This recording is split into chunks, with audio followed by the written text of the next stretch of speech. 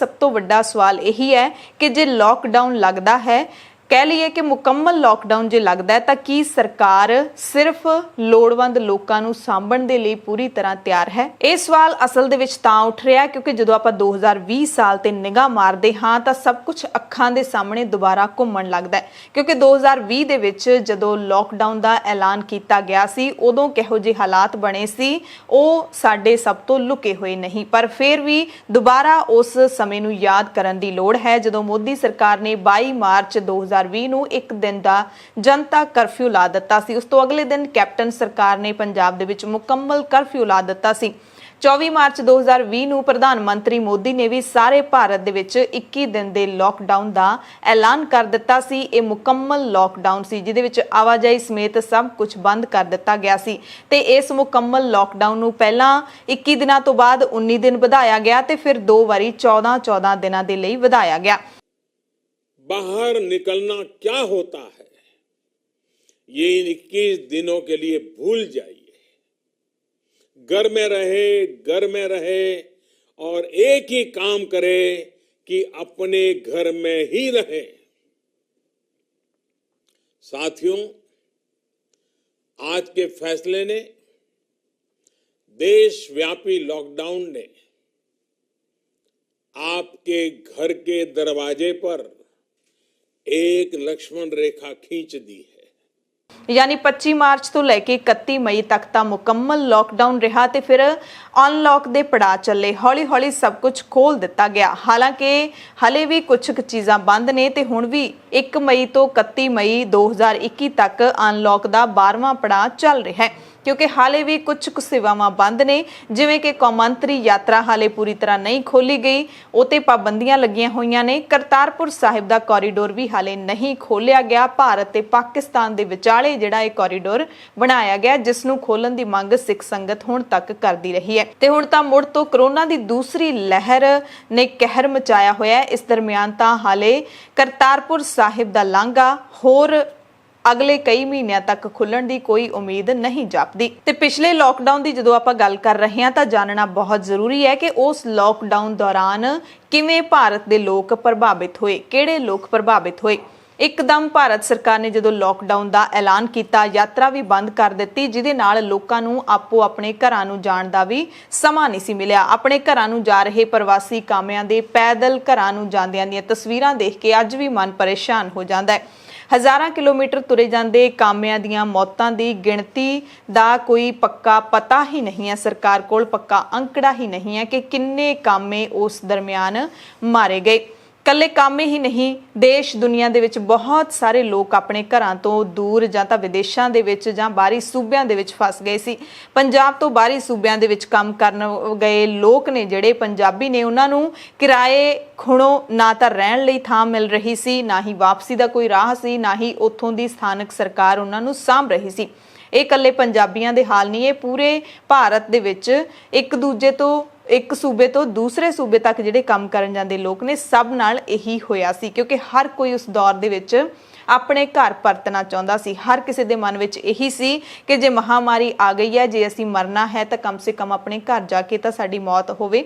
हजूर साहिब गई संगत महीनों बाद ਲੱਖਾਂ रुपए के किराए वालियां टैक्सियां करके वापस आई सी। हालांकि बाद विच सरकार ने ते कमेटी ने प्रबंध कर दिता सी। छोटे छोटे व्यापार वाले लोग तबाह हो गए सी। रेहड़ी फड़ी वाले, बसां रेलां दे विच समान वेच के गुजारा करन वाले, सड़कां ते समान वेचण वाले लोकां दा की हाल होया होवेगा। हाले तक वो उठे नहीं होणगे उस आर्थिक मंदी दे विचों ते हुण फिर लॉकडाउन की गल चल रही है। स्कूल ते कॉलेज बंद कर दिते गए सी, यूनिवर्सिटियां यानी कि सारे विद्यक अदारे बंद होए तां सब तो वध प्रभावित स्कूल कॉलेज वैनां वाले होए। हाले तक भी उन्हां दा कारोबार शुरू नहीं हो सकिया। हालांकि अध्यापक वर्ग भी प्रभावित होया। किते ना किते अध्यापकां नूं तनखाहां ने जिहड़ियां ओह हाले तक भी लटक के ही मिल रहीआं ने। टैक्सी चालकां नूं भी रोटी दे लाले पै गए सी। किश्तां ते कारां लैके जिहड़े पंजाबी नौजवानां ने जां पूरे देश दे विच जिहड़े नौजवानां ने ओला ते उबर दे विच टैक्सियां पाईयां सी। चंडीगढ़ मोहाली वर्गे शहरां दे विच पंजाब तो ज़्यादातर लोग ने जिहड़े ओह जाके किराए ते रहिंदे सी, पर ना किश्तां भर सके ना ही किराए दे सके। गड्डियां वेच के ਕਈ ਨੌਜਵਾਨ ਆਪਣੇ ਘਰਾਂ ਨੂੰ ਵਾਪਸ ਮੁੜ ਗਏ ਸੀ ਤੇ ਜਾ ਕੇ ਖੇਤੀਬਾੜੀ ਦਾ ਕੰਮ ਸੰਭਿਆ। ਉਸ ਲੋਕਡਾਊਨ ਦੇ ਦੌਰਾਨ ਕੋਈ ਵੀ ਸੜਕਾਂ ਤੇ ਨਹੀਂ ਘੁੰਮ ਸਕਦਾ ਸੀ ਤੇ ਉਸ ਦੌਰ ਦੇ ਵਿੱਚ ਜਿਹੜੇ ਬੇਘਰੇ ਲੋਕ ਹੁੰਦੇ ਨੇ, ਜਿਹੜੇ ਰੇਲਵੇ ਸਟੇਸ਼ਨਾਂ ਤੇ ਰਾਤਾਂ ਕੱਟਦੇ ਨੇ ਜਾਂ ਫਿਰ ਸੜਕ ਦੇ ਫੁੱਟਪਾਥਾਂ ਦੇ ਉੱਤੇ ਸੌਂਦੇ ਨੇ, ਉਹਨਾਂ ਦਾ ਕੀ ਹਾਲ ਹੋਇਆ ਹੋਏਗਾ, ਇਹ ਵੀ ਸ਼ਾਇਦ ਅਸੀਂ ਮਹਿਸੂਸ ਕਰ ਸਕੀਏ। ਕਿਰਾਏ ਤੇ ਰਹਿੰਦੇ ਵਿਦਿਆਰਥੀਆਂ ਨੂੰ ਆਪਣੇ ਘਰਾਂ ਨੂੰ ਜਾਣ ਦਾ ਵਕਤ ਹੀ ਨਹੀਂ ਮਿਲਿਆ ਸੀ। ਜਿਹੜੇ ਆਪਣੇ ਘਰਾਂ ਤੋਂ ਦੂਰ ਵੱਡੇ ਸ਼ਹਿਰਾਂ ਦੇ ਵਿੱਚ ਜਾ ਕੇ ਪੜ੍ਹਾਈ ਕਰਦੇ ਨੇ, ਪੀਜੀ ਵਿੱਚ ਰਹਿੰਦੇ ਨੇ, ਹੋਸਟਲਾਂ ਦੇ ਵਿੱਚ ਰਹਿੰਦੇ ਨੇ ਜਾਂ ਫਿਰ ਕਿਰਾਏ ਤੇ ਮਕਾਨ ਲੈ ਕੇ ਰਹਿੰਦੇ ਨੇ, ਉਹਨਾਂ ਨੂੰ ਆਪਣੇ ਘਰ ਜਾਣ ਦਾ ਵਕਤ ਨਹੀਂ ਮਿਲਿਆ ਸੀ। ਇੱਕਦਮ ਲੱਗੇ ਲੋਕਡਾਊਨ ਕਰਕੇ ਕਈ ਥਾਵਾਂ ਤੇ ਤਾਂ ਮਕਾਨ ਮਾਲਕਾਂ ਦਾ ਵੀ ਖੂਨ ਚਿੱਟਾ ਹੋ ਗਿਆ ਸੀ, ਘਰਾਂ ਦੇ ਵਿੱਚੋਂ ਹੀ ਕੱਢ ਦਿੱਤਾ ਗਿਆ ਸੀ। ਇਕੱਠ ਵਾਲੇ ਪ੍ਰੋਗਰਾਮ ਬੰਦ ਕਰ ਦਿੱਤੇ ਗਏ ਤਾਂ ਟੈਂਟ ਵਾਲੇ, ਮਿਠਾਈਆਂ ਵਾਲੇ, ਹਲਵਾਈ, ਡੀਜੇ ਵਾਲੇ ਲੋਕ, ਫੋਟੋਗ੍ਰਾਫਰ ਤੇ ਇਸ ਕਿੱਤੇ ਦੇ ਨਾਲ ਜੁੜੇ ਹੋਰ ਕਿੰਨੇ ਹੀ ਲੋਕ ਬੇਰੁਜ਼ਗਾਰ ਹੋ ਗਏ ਸੀ ਤੇ ਹੁਣ ਤੱਕ ਉਹਨਾਂ ਦਾ ਕੰਮ ਉਸ ਤਰੀਕੇ ਦੇ ਨਾਲ ਨਹੀਂ ਚੱਲ ਸਕਿਆ ਕਿਉਂਕਿ ਹਾਲੇ ਵੀ ਇਕੱਠਾਂ ਦੇ ਉੱਤੇ ਪਾਬੰਦੀ ਲਾਈ ਹੋਈ ਹੈ। ਟਿਊਸ਼ਨ ਸੈਂਟਰ ਬੰਦ ਹੋ ਗਏ, ਅਕੈਡਮੀਆਂ ਵਾਲਿਆਂ ਨੇ ਅਧਿਆਪਕਾਂ ਨੂੰ ਤਨਖਾਹ ਦੇਣੀ ਬੰਦ ਕਰ ਦਿੱਤੀ, ਉਹ ਵੀ ਬੇਰੁਜ਼ਗਾਰ ਹੋ ਗਏ। ਗੱਲ ਕਿ ਕੋਈ ਵੀ ਵਰਗ ਉਸ ਲੋਕਡਾਊਨ ਦੇ ਵਿੱਚ ਪ੍ਰਭਾਵਿਤ ਹੋਏ ਤੋਂ ਬਿਨਾਂ ਨਹੀਂ ਰਿਹਾ। ਕਰਿਆਨੇ ਦੀਆਂ ਦੁਕਾਨਾਂ, ਦੁੱਧ ਸਬਜ਼ੀ ਦਾ ਕਾਰੋਬਾਰ ਤੇ ਦਵਾਈਆਂ ਦੇ ਕਾਰੋਬਾਰ ਨੂੰ ਛੱਡ ਕੇ ਹਰ ਕਾਰੋਬਾਰ ਪ੍ਰਭਾਵਿਤ ਹੋਇਆ। ਹਾਲਾਂਕਿ ਇਸ ਦਰਮਿਆਨ ਸਾਈਕਲ ਵੇਚਣ ਵਾਲੀਆਂ ਕੰਪਨੀਆਂ ਦੀ ਕਾਫੀ ਚਾਂਦੀ ਰਹੀ ਕਿਉਂਕਿ ਲੋਕਾਂ ਨੇ ਆਪਣੀ ਸਿਹਤ ਦਾ ਜਿਹੜਾ ਧਿਆਨ ਰੱਖਣਾ ਸ਼ੁਰੂ ਕਰ ਦਿੱਤਾ। ਇਸ ਦਰਮਿਆਨ ਜਦੋਂ ਜਿਮ ਬੰਦ ਹੋ ਗਏ, ਸਭ ਕੁਝ ਬੰਦ ਹੋ ਗਿਆ ਤਾਂ ਲੋਕਾਂ ਨੇ ਵੱਡੀ ਗਿਣਤੀ ਦੇ ਵਿੱਚ ਸਾਈਕਲ ਖਰੀਦੇ। ਕੱਪੜਾ ਸਨਅਤ ਸਮੇਤ ਹਰ ਛੋਟਾ ਵੱਡਾ ਵਰਗ ਲੋਕਡਾਊਨ ਦੇ ਨਾਲ ਪ੍ਰਭਾਵਿਤ ਹੋ ਗਿਆ। ਬਾਜ਼ਾਰ ਬੰਦ ਤਾਂ ਸਾਰੇ ਹੀ ਪ੍ਰਭਾਵਿਤ। ਜੁੱਤੀਆਂ ਗੰਢਣ ਵਾਲੇ ਹੋਣ, ਰਿਕਸ਼ਾ ਚਾਲਕ ਹੋਣ ਜਾਂ ਫਿਰ ਗਲੀ ਗਲੀ ਜਾ ਕੇ ਨਿੱਕੇ ਮੋਟੇ ਕੰਮ ਕਰਨ ਵਾਲੇ ਬਹੁਤ ਸਾਰੇ ਲੋਕ, ਉਹ ਵੀ ਸਾਰੇ ਪ੍ਰਭਾਵਿਤ ਹੋਏ ਪਰ ਉਹਨਾਂ ਦੀ ਸਾਰ ਕਿਸੇ ਨੇ ਨਹੀਂ ਲਈ। ਕਿਸੇ ਸਰਕਾਰ ਨੇ ਉਹਨਾਂ ਦੇ ਖਾਤੇ ਦੇ ਵਿੱਚ ਰੋਟੀ ਖਾਣ ਜੋਗੇ ਵੀ ਪੈਸੇ ਨਹੀਂ ਪਾਏ। ਇੱਕ ਹੋਰ ਵਰਗ ਨੂੰ ਵੀ ਇਸ ਦਰਮਿਆਨ ਨੁਕਸਾਨ ਹੋਇਆ, ਉਹ ਹੈ ਅੱਜ ਕੱਲ ਦਾ ਬਾਬਾ ਵਰਗ ਜਾਂ ਸਾਧ ਵਰਗ। ਇਹਨਾਂ ਦੇ ਚੇਲੇ ਵੀ ਘਟ ਗਏ ਕਿਉਂਕਿ ਲੋਕਡਾਊਨ ਲੱਗਿਆ, ਚੇਲੇ ਘਟ ਗਏ ਪਰ ਇਹਨਾਂ ਵਿਹਲੇ ਬਹਿ ਕੇ ਖਾਣ ਵਾਲਿਆਂ ਦਾ ਕਿਸੇ ਨੂੰ ਕੋਈ ਦੁੱਖ ਨਹੀਂ ਕਿਉਂਕਿ ਇਹ ਸਮਾਜ ਦਾ ਇੱਕ ਲੋਟੂ ਵਰਗ ਮੰਨਿਆ ਜਾਂਦਾ ਹੈ ਜ਼ਿਆਦਾਤਰ। ਪਰ ਇਹਨਾਂ ਦੇ ਵਿੱਚੋਂ ਵੀ ਕਈਆਂ ਨੇ ਨਵੇਂ ਦਾਅ ਪੇਚ ਖੇਡ ਲਏ, ਸਿੱਖ ਲਏ, ਆਨਲਾਈਨ ਦੀਵਾਨ ਲਾਉਣੇ ਸ਼ੁਰੂ ਕਰ ਦਿੱਤੇ ਤੇ ਪੇਟੀਐਮ ਤੇ ਭੇਟਾ ਲੈਣੀ ਵੀ ਸ਼ੁਰੂ ਕਰ ਦਿੱਤੀ। ਇਸ ਦਰਮਿਆਨ ਸਭ ਤੋਂ ਜ਼ਰੂਰੀ ਗੱਲ ਕਿ ਖੇਤਾਂ ਵਿੱਚ ਕਿਸਾਨਾਂ ਦੇ ਕੰਮ ਉਸੇ ਤਰ੍ਹਾਂ ਚੱਲਦੇ ਰਹੇ, ਲੋਕਡਾਊਨ ਦੇ ਵਿੱਚ ਵੀ ਚੱਲਦੇ ਰਹੇ ਕਿਉਂਕਿ ਫਸਲਾਂ ਬੀਜੀਆਂ ਹੋਈਆਂ ਸੀ ਤੇ ਫਸਲਾਂ ਨੂੰ ਉੱਗਣ ਤੋਂ ਰੋਕਿਆ ਤਾਂ ਜਾ ਨਹੀਂ ਸਕਦਾ ਸੀ। ਇਸ ਕਰਕੇ ਕਿਸਾਨ ਵੀ ਖੇਤਾਂ ਵਿੱਚ ਕੰਮ ਕਰਦੇ ਰਹੇ, ਕਾਮੇ ਵੀ ਖੇਤਾਂ ਵਿੱਚ ਕੰਮ ਕਰਦੇ ਰਹੇ।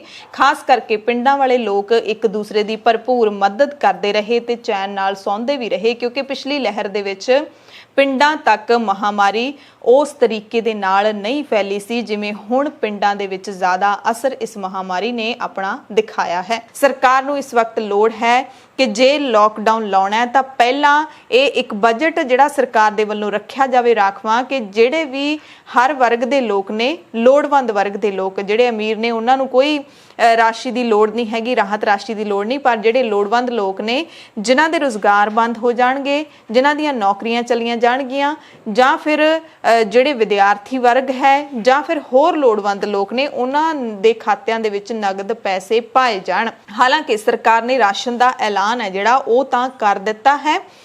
ਭਾਰਤ ਸਰਕਾਰ ਨੇ ਵੀ ਰਾਸ਼ਨ ਦਾ ਐਲਾਨ ਕਰ ਦਿੱਤਾ ਹੈ ਕਿ ਭਾਰਤ ਦੇ ਵਿੱਚ ਕਰੋੜਾਂ ਲੋਕਾਂ ਨੂੰ ਮੁਫਤ ਰਾਸ਼ਨ ਹੈ ਜਿਹੜਾ ਉਹ ਵੰਡਿਆ ਜਾਏਗਾ। ਇਸੇ ਤਰ੍ਹਾਂ ਪੰਜਾਬ ਸਰਕਾਰ ਨੇ ਵੀ ਇਹ ਐਲਾਨ ਕਰ ਦਿੱਤਾ ਹੈ। ਮੁੱਖ ਮੰਤਰੀ ਕੈਪਟਨ ਅਮਰਿੰਦਰ ਸਿੰਘ ਨੇ ਖੁਰਾਕ ਵਿਭਾਗ ਨੂੰ ਸਮਾਰਟ ਕਾਰਡ ਜਿਹੜੇ ਲਾਭਪਾਤਰੀ ਨੇ ਉਹਨਾਂ ਨੂੰ 10 ਕਿਲੋ ਵਾਧੂ ਆਟਾ ਦੇਣ ਦੀ ਹਦਾਇਤ ਕੀਤੀ ਹੈ ਤੇ ਕੋਵਿਡ ਮਰੀਜ਼ਾਂ ਦੇ ਲਈ 5 ਲੱਖ ਹੋਰ ਫੂਡ ਕਿਟਾਂ ਤਿਆਰ ਕਰਨ ਦਾ ਐਲਾਨ ਵੀ ਕਰ ਦਿੱਤਾ ਹੈ। ਇਸੇ ਤਰ੍ਹਾਂ ਹੀ ਭਾਰਤ ਸਰਕਾਰ ਨੇ ਐਲਾਨ ਵੀ ਕਰ ਦਿੱਤਾ ਹੈ। ਪਰ ਇੱਥੇ ਇਹ ਸੋਚਣ ਦੀ ਵੀ ਲੋੜ ਹੈ, ਇਹ ਸਵਾਲ ਵੀ ਉੱਠਦਾ ਹੈ ਕਿ ਇੱਕ ਲੋੜਵੰਦ ਪਰਿਵਾਰ ਨੂੰ ਕੀ ਸਿਰਫ ਚੌਲ, ਕਣਕ ਤੇ ਦਾਲਾਂ ਦੀ ਹੀ ਲੋੜ ਹੁੰਦੀ ਹੈ? ਕੀ ਉਸ ਨੂੰ ਕਿਸੇ ਦਵਾਈ ਬੂਟੀ ਜਾਂ ਫਿਰ ਕਿਸੇ ਹੋਰ ਜ਼ਰੂਰੀ ਕੰਮ ਦੇ ਲਈ ਨਗਦੀ ਦੀ ਲੋੜ ਨਹੀਂ ਪੈਂਦੀ? ਕਿਉਂਕਿ ਜਿਹੜਾ ਪਰਿਵਾਰ ਜਿਹਦੇ ਕੋਲੇ 2 ਵਕਤ ਦੀ ਰੋਟੀ ਲਈ ਪੈਸੇ ਨਹੀਂ ਹੈਗੇ, ਉਹਦੇ ਕੋਲ ਕੈਸ਼ ਕਿੱਥੇ ਹੋਏਗਾ? ਉਹਨੂੰ ਜੇ ਕੋਈ ਐਮਰਜੈਂਸੀ ਪੈ ਜਾਂਦੀ ਹੈ, ਘਰ 'ਚ ਕੋਈ ਬਿਮਾਰ ਹੋ ਜਾਂਦਾ ਹੈ ਜਾਂ ਕੋਈ ਹੋਰ ਲੋੜ ਪੈ ਜਾਂਦੀ ਹੈ ਤਾਂ ਉਦੋਂ ਉਹ ਪਰਿਵਾਰ ਕੀ ਕਰਨਗੇ? ਸੋ ਇਹ ਸਰਕਾਰਾਂ ਨੂੰ ਜ਼ਰੂਰ ਇੱਕ ਸਟ੍ਰੈਟਜੀ ਬਣਾਉਣ ਦੀ ਲੋੜ ਹੈ, ਪਲੈਨਿੰਗ ਕਰਨ ਦੀ ਲੋੜ ਹੈ ਕਿਉਂਕਿ ਹੁਣ ਲੱਗਦਾ ਹੈ ਕਿ ਅਜਿਹੇ ਹਾਲਾਤਾਂ ਦੇ ਵਿੱਚ ਆਖਰੀ ਹਥਿਆਰ ਹੈ ਜਿਹੜਾ ਉਹ ਲੋਕਡਾਊਨ ਹੀ ਰਹਿ ਜਾਏਗਾ ਸਰਕਾਰਾਂ ਦੇ ਕੋਲ। ਸੋ ਪ੍ਰਾਈਮ ਟਾਈਮ ਦੇ ਵਿੱਚ ਅਸੀਂ ਆਪਣੇ ਲੋਕਾਂ ਦੇ ਲਈ ਆਪਣੀ ਹੀ ਸਰਕਾਰ ਤੋਂ ਸਵਾਲ ਤਾਂ ਜ਼ਰੂਰ ਪੁੱਛਾਂਗੇ ਕਿ ਕੀ ਸਰਕਾਰ ਅਜਿਹਾ ਕੋਈ ਪ੍ਰਬੰਧ ਕਰ ਸਕਦੀ ਹੈ ਕਿ ਜਿਹੜੇ ਲੋਕ ਮਹਾਮਾਰੀ ਦੇ ਕਾਰਨ, ਬਿਮਾਰੀ ਦੇ ਕਾਰਨ ਆਪਣੀਆਂ ਜਾਨਾਂ ਗਵਾ ਰਹੇ ਨੇ, ਉਹਨਾਂ ਤੇ ਤਾਂ ਕੋਈ ਵਸ ਨਹੀਂ ਚੱਲਦਾ, ਪਰ ਕੋਈ ਵੀ ਭੁੱਖ ਨਾਲ ਨਾ ਮਰੇ, ਕਿਸੇ ਦੀ ਵੀ ਨੌਕਰੀ ਨਾ ਜਾਵੇ, ਕਿਸੇ ਦਾ ਰੁਜ਼ਗਾਰ ਨਾ ਬੰਦ ਹੋਵੇ, ਕੋਈ ਦਵਾਈ ਖੁਣੋਂ ਨਾ ਚਲਾ ਜਾਵੇ, ਕੋਈ ਸਾਹ ਘੁੱਟ ਕੇ ਨਾ ਮਰ ਜਾਵੇ। ਕੀ ਇਹਦਾ ਸਰਕਾਰ ਭਰੋਸਾ ਦੇ ਸਕਦੀ ਹੈ? ਇਹਦੇ ਲਈ ਪ੍ਰਬੰਧ ਕਰ ਸਕਦੀ ਹੈ ਆਪਣੇ ਮੁਲਕ ਦੇ ਵਾਸੀਆਂ ਦੇ ਲਈ? ਪਰ ਅਫਸੋਸ ਹੈ ਕਿ ਇੱਥੇ ਕਿਸੇ ਚੀਜ਼ ਦਾ ਕੋਈ ਸੰਤੁਲਨ ਨਹੀਂ, ਕਿਉਂਕਿ ਇੱਥੇ ਅੰਬਾਨੀ, ਅਡਾਨੀ ਵਰਗੇ ਵੱਡੇ ਉਦਯੋਗਪਤੀਆਂ ਦਾ ਕਾਰੋਬਾਰ ਤਾਂ ਕਰੋਨਾ ਵਾਇਰਸ ਦੀ ਮਹਾਮਾਰੀ ਦੇ ਵਿੱਚ ਵੀ ਛਾਲਾਂ ਮਾਰ-ਮਾਰ ਕੇ ਵਧਿਆ।